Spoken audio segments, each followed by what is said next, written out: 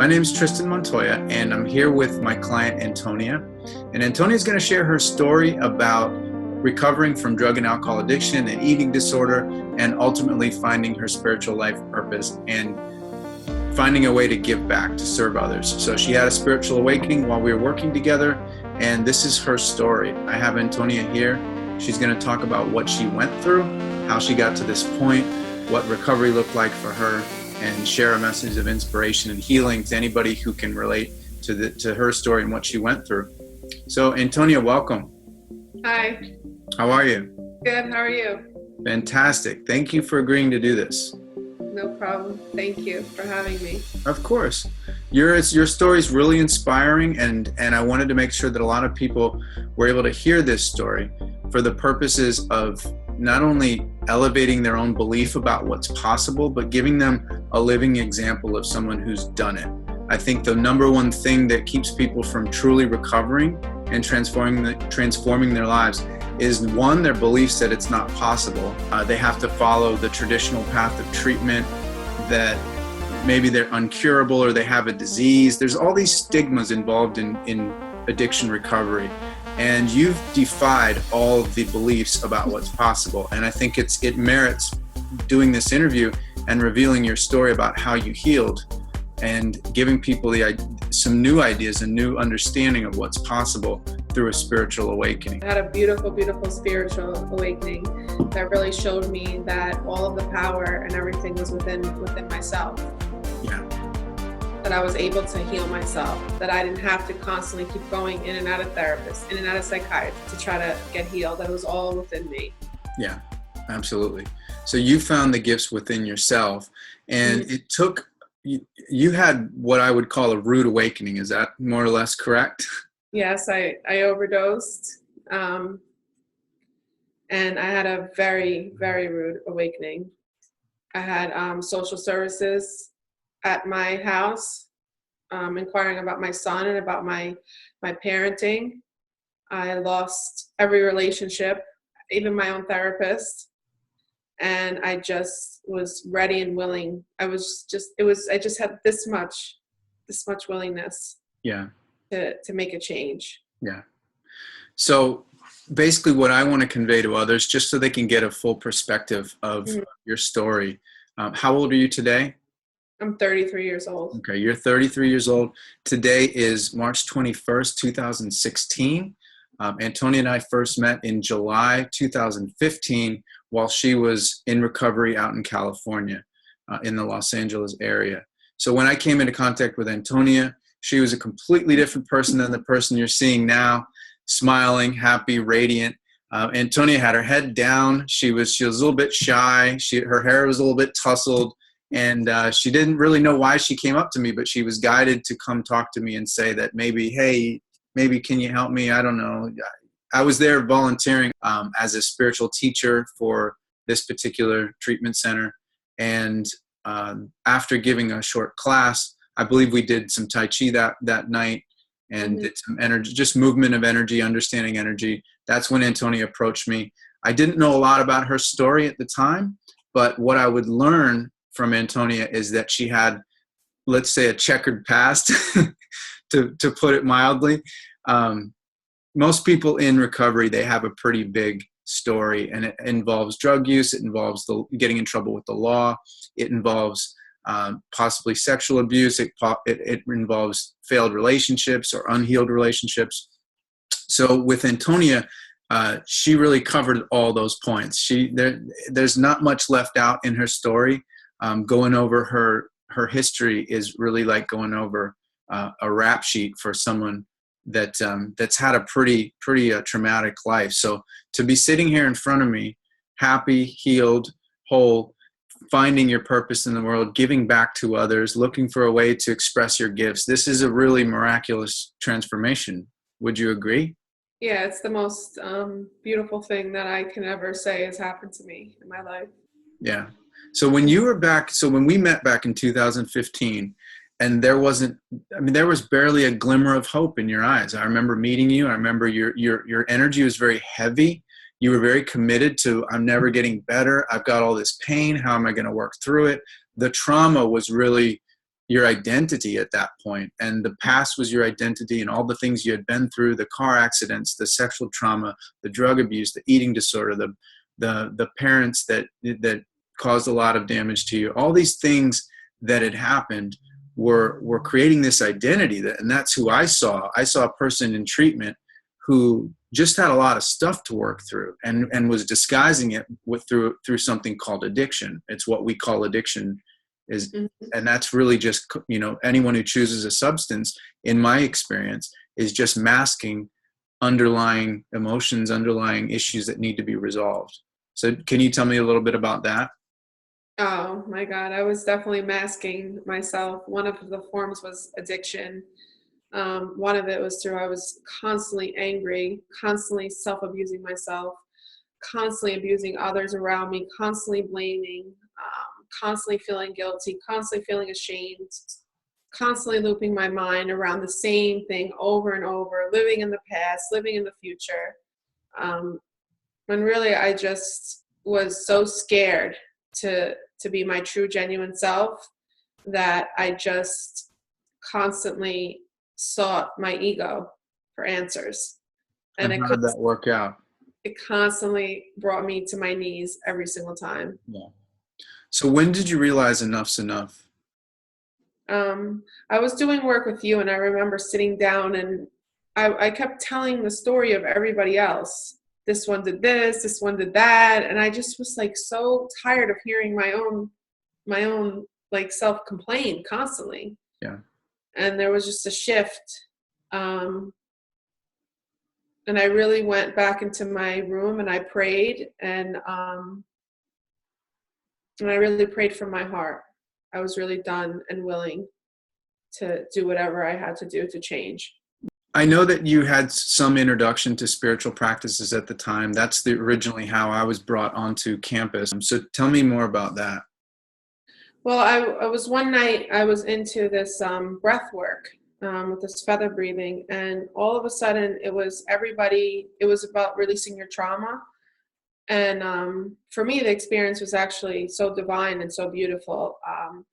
My hands lifted up and started to go around in circular motions, and I felt this need to have to protect the group, and I saw this white light come straight directly into my third eye. And from that moment on, my whole life changed.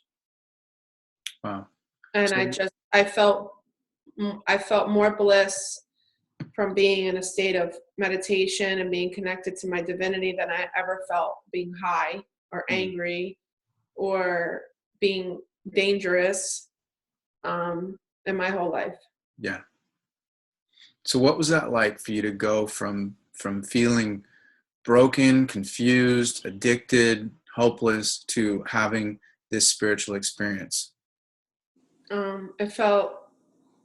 I finally felt free. I felt free. I felt freedom. Yeah. Because it's really just a little girl that was so lost inside. My spirit was always there. It was just taken over by my wounds. Yeah. And it felt so beautiful to finally be able to feel her again. Yes. Beautiful. Thank you for sharing that. I think what a lot of people can identify with is this idea of being wounded. And a lot of us, sometimes the term inner child gets a bad rap because it sounds weak, or it sounds like, if you're doing inner child work, it sounds like almost silly, but it's actually very real, isn't it? It is. It was. I had to go into deep meditations, and I had to save my inner child because she was just so scared. It's I created from my childhood and being around a lot of abuse. I created this monster as this protection, and I really had to let her know that it was okay. Yeah. And that I was okay to take care of myself now. That she didn't have to take care of me anymore. That she can go and play and be free. Yes. Instead of constantly trying to scream at me, Antonia, listen, I'm here. What do you need? I really had to set her free. Yes. So it's interesting to notice that if a lot of people aren't familiar with inner work and inner child work, especially, maybe they won't understand the signs. And what you illustrate, what you just told me, is a great example of how the inner child, all it's really doing is just like an actual child. It's just throwing a temper tantrum. And I did that every single day for years. I threw rages, I threw fits, I threw temper tantrums. I mean, just I was a child. Yeah. 32 years old, a child, a big child, not so scared to see my own power within me. So scared. Beautiful. And really going off of this insane belief that every person that abused me had my power. Right. When they never had my power. My power was always within me. It was just covered by fear or guilt or shame or just some delusional thought that I created, or you know, from going to see many doctors and trying to seek my truth, their truth, when my own truth was always inside of me. Right. And that was the purpose of, you know, when we started working together, it was really a systematic process of just removing the layers.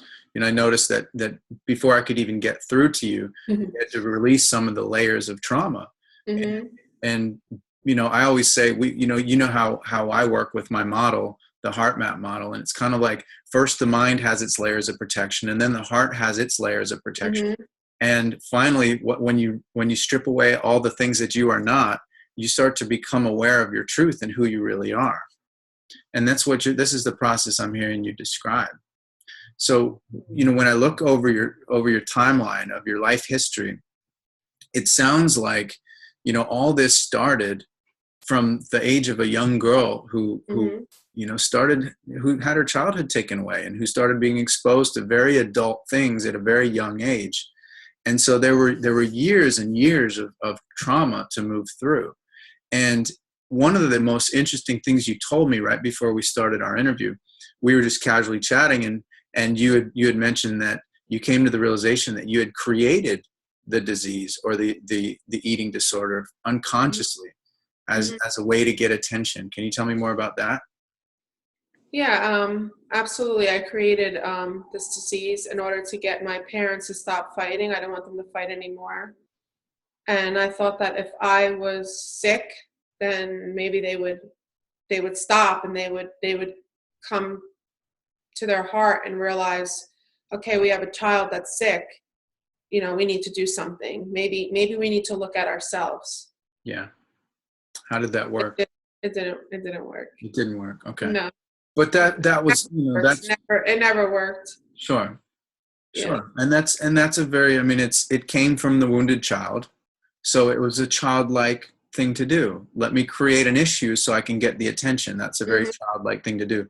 So it's interesting to point out that from this wound, all these things were created. A lot of this drama was created. So it's almost like the wound, it sounds like the theme of your whole addiction story. And there's a lot of it here. I mean, it really started early. Some people, you know, I think a lot of people that listen to this interview will relate to getting started on drugs and sex early. I mean, you were exposed as early as 11 years into the world of drugs and sex and living on the streets and being exposed to, I'm sure, a lot of unsavory people. Can you tell me more about that? Around very, very dangerous people, drug dealers. I was involved in just behavior that was so dangerous at such a young age. Yeah. I was sexually abused. I was taught how to sell drugs, how to do drugs, how to create a life of this reality that wasn't mine, but I felt as if I had to survive there because I was left alone. Right. That I just created this whole lifestyle that was never who I truly was. Right. And that's the important piece to point out, is that wasn't who you truly were, but that's who you had to be in the world that you were given. I was scared. I was so scared of getting hurt or violated that I thought that if I can be like them or create a life that's similar to them, then maybe they wouldn't hurt me, you know, by trying to relate to them. Right. So you created a persona that could give you the survival skills that you need. Yes. Okay. Yes. So this is normal. This is how the ego works. The ego basically creates a persona that allows it to survive in the world. It's a survival mechanism. So this persona that you created, it looks like it took you through the majority of your childhood, teen Mm-hmm. years, early adulthood. So this persona just kind of it just went through these different stages, and it just created problem after problem, failed relationship after failed Mm-hmm. relationship. So as I'm going through your story, it's just, I mean, when I said rap sheet, I wasn't kidding. I'm not making a joke. It's a real rap sheet. I mean, you've been in and out of jail. You've been in and out of treatment. You've been arrested for assault. You've had been cut out of a crashed car before, and that wasn't the only car crash. There was 4 total. So you've spent your time in hospitals, jail cells, treatment centers. Dead. Yeah, pronounced dead. There's Overdosed really, a couple times. yeah. Yeah. This is a really eventful life you've lived. Yes, I have. I definitely have. I'm definitely done with that, though. Yeah. The gifts of the spirit are so much more beautiful than any of that. So speaking of gifts, Mm-hmm. since we're always looking for the gift in our work, what was the gift of your experience? All of these things that happened in your history, in your life, all these life events. What was the gift in all this? Now that I look back at it, the gift and the lesson that I was able to receive was true beauty of my spirit and my soul. I don't regret anything that I did anymore, because I realized that I was doing it all because I wanted love, or I wanted to receive love. So I feel like that's why now I have been blessed with such beautiful spiritual gifts, because my intentions were always out of the pureness of the love of my heart. I just wasn't taught the proper way. I just wasn't guided in the right way. Yeah. So part of your gift then, was it learning your own guidance, learning to find your own inner guidance? Yes, and then I didn't have to listen to the limited beliefs of everyone else. I didn't have to follow everyone else. I didn't have to stay stuck in their wounds anymore. I Yeah. could be my own person, and I can grow, and I can heal myself. Absolutely. That was something really important for me, because I tried so hard to be healed by every possible thing, from antidepressants to pain medication to Xanax, to being in relationships with men that were abusing me, thinking that they're going to help me succeed, eating, sleeping. I mean, anything you could possibly think of, I tried to do to heal myself. Yeah. And it never worked, because I didn't look inside my heart and listen to my heart. Right. So how important the focus, as you know, the work we've done, just to give everyone who's listening a little background, when I first met Antonia, she had just checked into treatment in Los Angeles, California. That was in July of 2015. We took a little break. She moved back to the East Coast. We resumed working together in November, and we've been working together from November until the present day in March. A lot of that work has been inner work. A lot of it, we've been using spiritual practices. We've used guided meditation. We've done EFT, emotional freedom techniques. We've done a lot of internal shifting. So a lot of this has been processing the past and releasing the trauma. And then, of course, a lot of it has been digging into exactly what you talked about and just finding that belief system that wasn't serving you. So can you tell me more about how you're learning, because you've really shifted in a huge way, and I think people have the impression that recovery takes years and takes all kinds of different people to help you, and you've got to go to this person and that person, and you condensed the healing. It's like the time it took you to heal was shortened, and it became such a you became such a huge success story in a relatively short amount of time. That it's almost unbelievable to most. And so I really wanted you to share your story about how you began to transform in a big way and what that was like for you. Well, I had the whole big team when I came home, and I don't know if you remember, it just didn't feel comfortable to me. It just didn't feel right inside. I just felt like I was being pushed to be inside of a mold and limited again. and it just did not feel right. And I had to sever ties with people, and I had to speak my truth, and I had to be honest, and I had to learn to listen to my intuition and listen to the feelings, the sensations that I was getting inside. Yeah. And I really started to gain insight on what I was feeling. If I felt a pain, I would ask the pain, what's your message to me?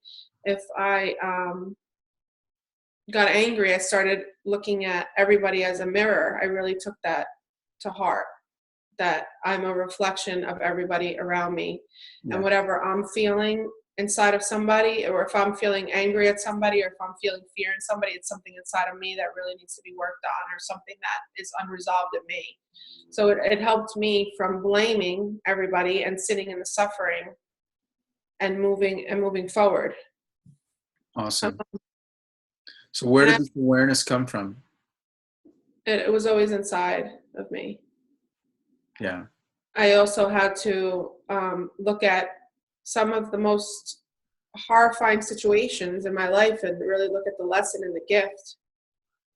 And that really helped me too, was to be able to look at the gift and to receive the support from the universe and everybody around me. Yeah. And to start looking at people with the eyes of love and Yes. not hate. Yes. So that was, you'd say, the big shift, the big internal transformation that you went through was really, what I'm hearing is that you had to process your pain. Is that right? I had to process my pain, and I really needed to take a look at myself in the mirror. Yeah. I needed to realize that everything that I blamed everybody else for was because of what I truly felt about myself inside. Absolutely. And that awareness really made a huge shift and it broke through so many walls. Yeah. And Absolutely. I felt relieved. I felt relieved because I didn't have to look at everybody else anymore. I didn't have to wear the heavy weight of everybody else. I can just work on me. I don't have to work on everybody else. Yeah. And it was a huge weight that was lifted off of my shoulders. Absolutely. So you made this dramatic shift, and I want to just give people perspective, because sometimes it's hard to really understand how quickly a shift can occur and how many things can change in a short amount of time. So when I met you in July, you were there for drug and alcohol abuse. You were there for prescription medicine abuse. You were there for an eating disorder. You were a smoker. Most of your relationships were failed or failing or suffering. There wasn't a whole lot of good in your life. And now, as you talk about how you came back and you did have a team of people in place, one by one, you started reducing the number of people that you needed to, quote unquote, fix you. And you realize that the shift, the internal connection, that connection to source and your awareness and your own wisdom, that really started to shift. So tell me more about that process, what it was like to have that many changes so quickly. Oh, and I also stopped taking about almost 30 pills a day. I was on, and between my Crohn's disease and, my mental illness, I also stopped taking a bunch of prescription medication. And so what they were prescribing was basically antipsychotics, was it not? Mm-hmm. So sleeping medication, which is Seroquel, which is an antipsychotic. Okay. I thought I would never be able to get off of that. I weaned off of that in 3 days. Good. So when this internal shift happened, when is it safe to say, I don't want to put words in your mouth, but is it safe to say that during your time, during this period in California, you had a spiritual awakening? Is that a safe assumption? Yes, I did. I had a spiritual awakening that nobody knew what to do. That's what happened. Yeah. But in that time, this was the beginning of a new life for you. This is that at that point, you could call it like an axis point. At that axis point, everything in your life changed. All of a sudden, the need to smoke just went away. That's what you're telling me. What else happened? The need to constantly be right went away. The ability to open my ears and start to listen happened, start to receive instead of constantly pushing away. I also learned how to open my mind to hearing things that I might not like, but would change my life forever. Yeah. It's beautiful. So So what's I remember, and I'm saying it again. I thought you were nuts. yeah, I did. I remember. I I really remember. did. I was like, what is this? What does this guy have me doing? What the Yeah. heck is this? Yeah. And, You were like, this isn't going to work. What are we doing? I'm and then I tapping remember my I was like, face. you were like, do you want me to tap? I was like, yeah, you just do it. Here, you could just tap on me. Yeah. But it wound up saving my life. Yeah. I noticed that when I resist something so much, it's because it's something that I truly need. Yes. So when I met Antonia, I just want to share this little bit. When I met Antonia, she had a little bit of an attitude. I felt like if I said the wrong thing, she might slug me. I didn't know what to expect with Antonia, and I didn't know if she would respond, really, truthfully. I didn't know she would respond to the work I was doing with her. So that's when what you're talking about, Antonia, is when we started working together in a practitioner client uh, arrangement, and what I started to introduce was some simple spiritual practices. We started doing meditation, we did some chanting, we did some tai chi, we did a little bit of, and that was really just to open up the heart. Chanting and tai chi to open the heart, to feel energy, and to start to shift your awareness of something other than just this stagnant way of being, and this hopeless future of, I'm always going to have this disease, I'm always going to be on drugs. So the breath work combined with some of the spiritual practice, combined with the EFT that we started doing, little by little, you started to take, like the introduction of these new practices started to take, your body started to accept the medicine. And what I want to point out was, from my perspective, when I started working with you, according to my notes, it was our 4th session. You came in with a very sullen, kind of hopeless look on your face, and you went through the motions. Yeah, I'll tap, and I love myself, and I accept myself. I don't even know if this is working. And then all of a sudden, I just noticed a shift, and there was this slight shift behind your eyes, and it's like something just came alive, and your whole face got brighter, your eyes got clearer and wider, and you just looked like you were glowing. And For that. yeah, and that was a beautiful moment. Our session ended very shortly after that, because you had to go to dinner at that point, because you were in treatment. But this was the moment that I recorded in my notes as the turning point. This was when you made the real shift, and I knew from that point that you would never go back to the person that you were, because from my experience, having my own spiritual experience, that was the point when, once I got that illuminated mind, once my mind was illuminated by the possibility of the truth inside of me, I knew I would never be a smoker again. I would never be a drug user again. I would never go back to my old behaviors. And I never did. So can you tell me about how that experience changed you? I don't know. I feel like, I just feel like something was lifted from me that day. And I don't believe that addiction is permanent and that it's a forever thing. Like I was taught my whole life that it's like, oh my God, you're gonna have this disease forever. What are you gonna do with it now? You know, how you gonna upkeep it? I just decided to really just go into my heart and really receive the messages that I was hearing. I was able to be gifted with the ability to be able to heal myself through my own energy, through connected through source, through my hands. And I did it. I practiced it every night. Yeah. I remember you telling me you were having some real revelations. You started healing through your hands. You started to receive divine messages. Yes. Like very like, I started to see visions in the clouds. I started to hear the messages of beautiful ascended masters. I really opened up, and I didn't care anymore what anybody said. Yeah. Because I think our true beings we're connected Yes. first. We're connected to the creator. We're connected to source. And at first I thought I thought I was crazy. But then I realized it was more realer than anything I ever experienced in my whole life. Yeah. That was real. That this is real now. Yeah. All that stuff before, selling drugs, trying to be a drug dealer, trying to be a gangster, trying to be a drug addict, whatever, all those things I tried to be, because obviously I was not good at it. It wasn't what I was supposed to be. That was all a lie. Yeah. and being in touch with source, and being in touch with the creator and the divinity in me, that was real. That was the realest thing I ever felt. Wow. And the most important thing, I mean, that was a great story, and thank you for sharing. But what I heard that really stood out was this idea that I stopped caring what people thought, and just allowed yourself to have this experience without making yourself wrong, and without other people, even if they were telling you it's not okay, this isn't real, you just believed. You had a sense inside of you that this is real. Yeah. I knew it was real. I was nobody talked to me while I was in treatment. It was rough. It was really rough. But I thank God that he was protecting me and really guiding me when I couldn't guide myself.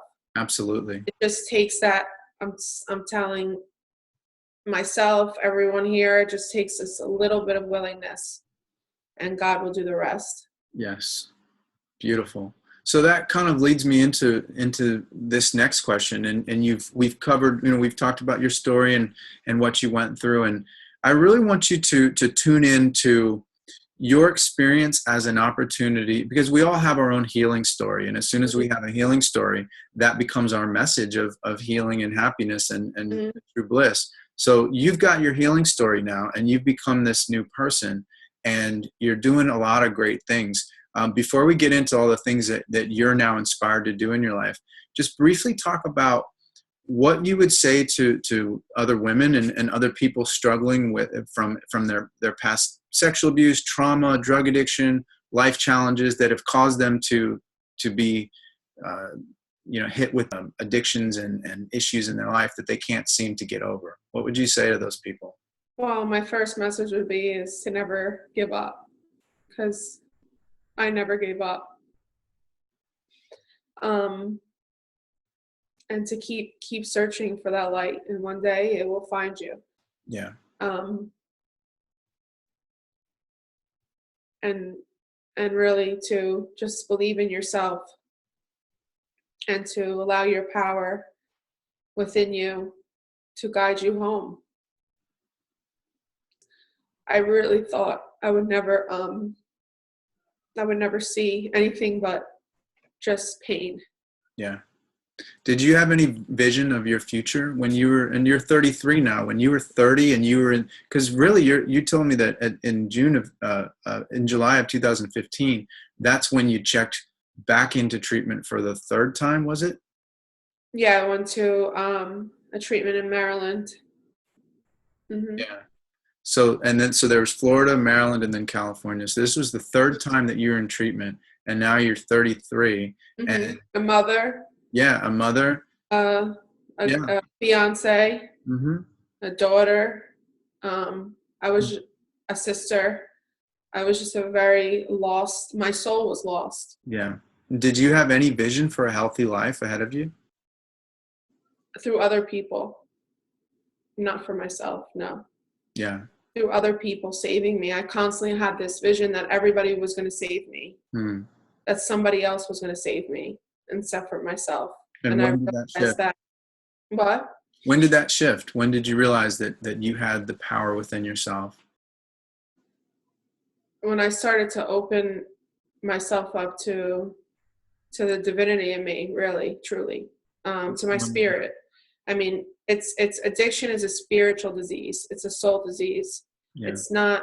It's just anything to cover up from being in our truth, because we're so scared to accept the fact that maybe people around us have lied to us our whole life. Maybe we've been lied to. Maybe we've lied. Yeah. And it's just a way to just keep suffering over and over and over and over and over and over. And I had to really just realize that I wasn't getting anywhere. I accepted that I just wasn't getting anywhere. Sitting and suffering anymore. It just wasn't going to get me anywhere.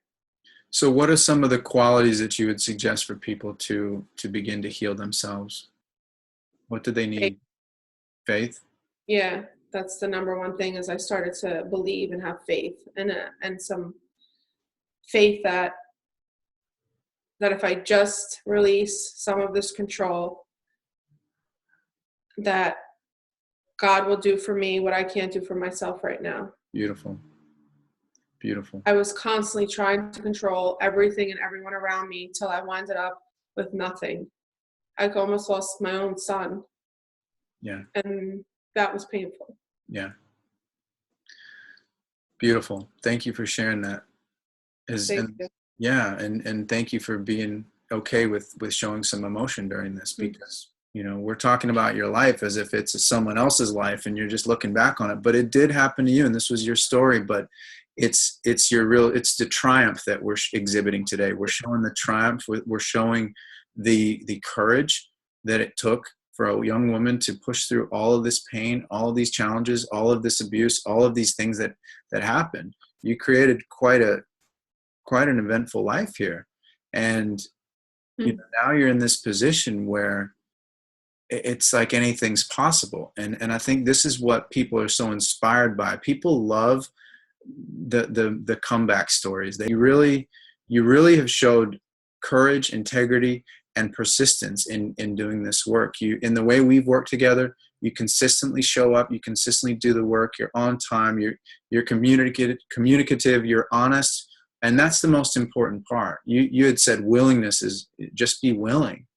And I always tell people that that's the only quality I look for in the people I work with. They have to be willing to see something different, to try something different, to see themselves differently.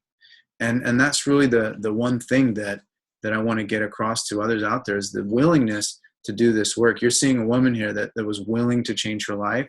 And yes, her conditions were abysmal, and she had unusual circumstances to overcome, and her motivation was great. But this is the end product is that she's pushed through that, and she's created a new way of being that is far superior than anything she's had until this point. So tell me about your life now, what you're inspired to do, how you're feeling inside of yourself, and some of the qualities that you're embracing.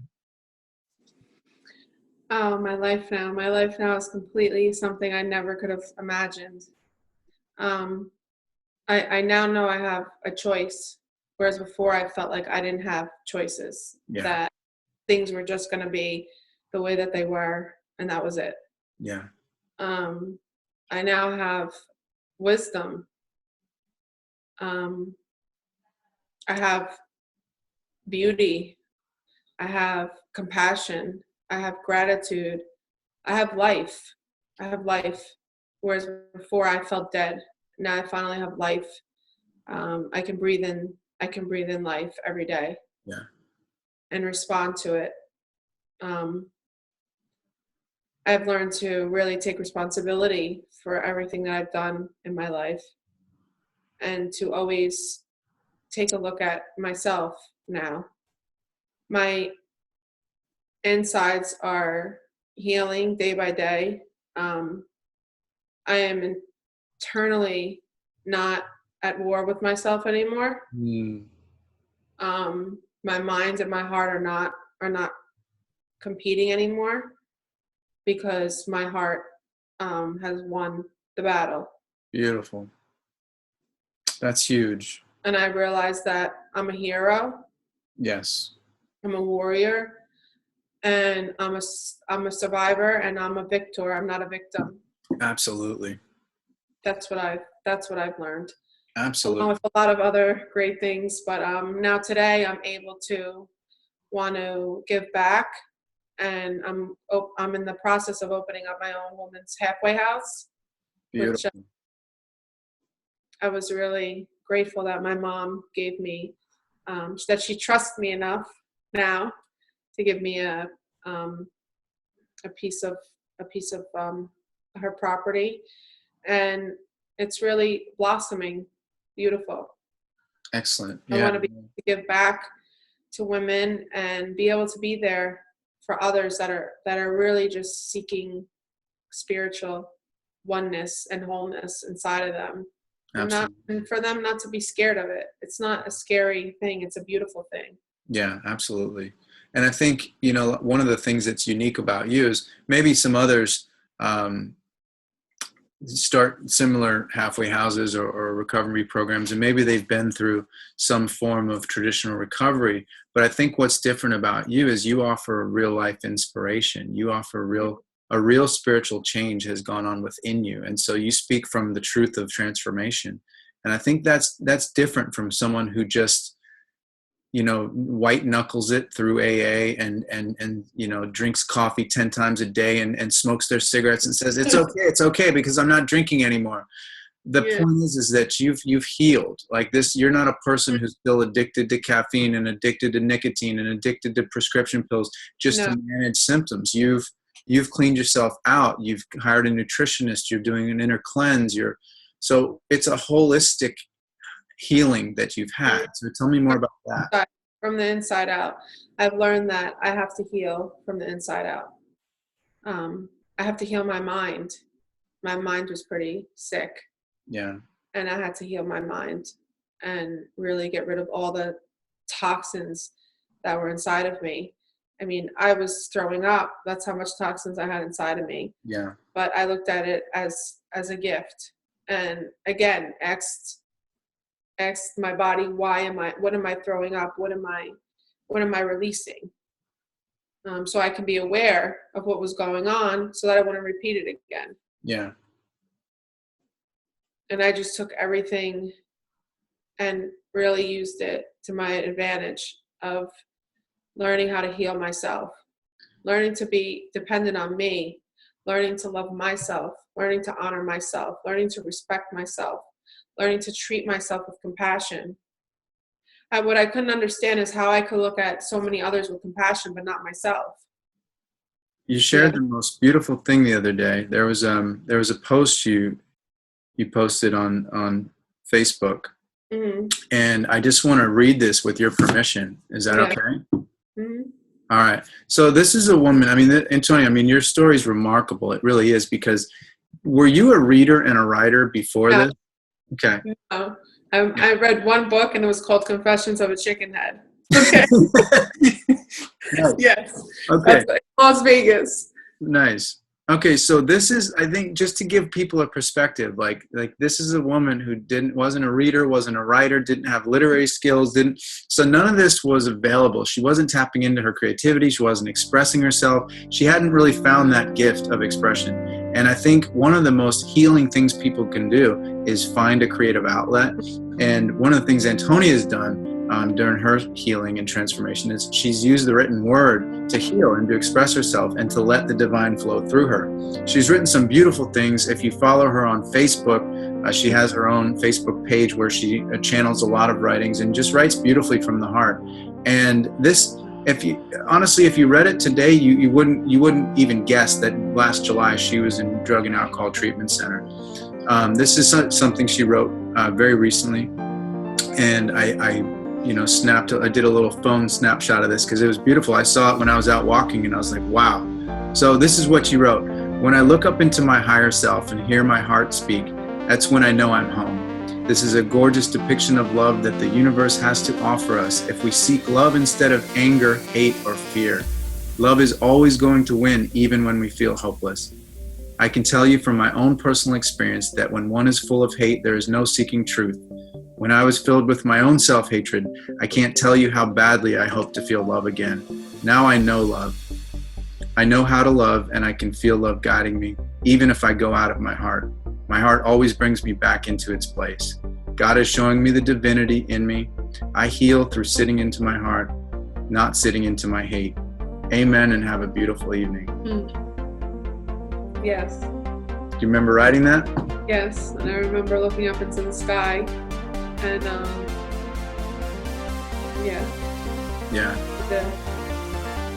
and you at that moment, I remember, I still get angry and I still get upset at times, but things that I would get upset over for 10 years or 5 years, I can now get over in 5 minutes, 10 minutes. Yeah. I'm really grateful for all that's happened to me. Yeah. I really am.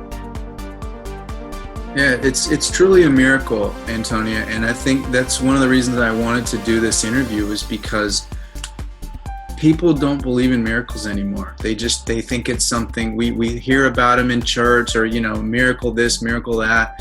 What a miracle really is a shift in perception. It's a shift in seeing the world. The Course in Miracles always says it's a willingness to see things differently. Now you're seeing differently. You're seeing a new reality, a new possibility for your life. So what's available to you now? Oh my God. To be able to truly live in peace. No matter what is going on around me, I can always get to my heart and know that my heart is always going to guide me home or protect me, and that it's okay to be in pain. It's okay to be hurt at times. I'm just really blessed to be here. I shouldn't have been here. I should have been gone 13 times, and I'm truly blessed to be here. Yeah. So since you're still here with us on planet Earth, and you have this mission now that you're aware of your divine life mission, what do you think you were saved for? I was saved to spread a message of love, and to create a mastery of my own, to channel a couple books, maybe a whole series one day, who knows, to really change the perspective of addiction, and to create a new perspective on addiction, especially the stigmas that people have around addicts, that we're addicts for the rest of our lives. We constantly have to watch out for us. We might relapse in 5 minutes, or that's not truth. That's fear. Right. And I learned that in those emotions, there's never any truth. And I would love to be a representation of that. Beautiful. And I think that's what you are. You are a representation of that. You're a true miracle and a possibility for others to heal in the same way. I want to thank you for your time and willingness to do this interview. Is there anything else you'd like to say to anyone out there watching? Just never, or like I said, just never give up. Even when you're in the pits of your own hell, don't ever give up. And don't let anybody ever tell you that you're not good enough, because you are. Beautiful. That's something that I had to realize.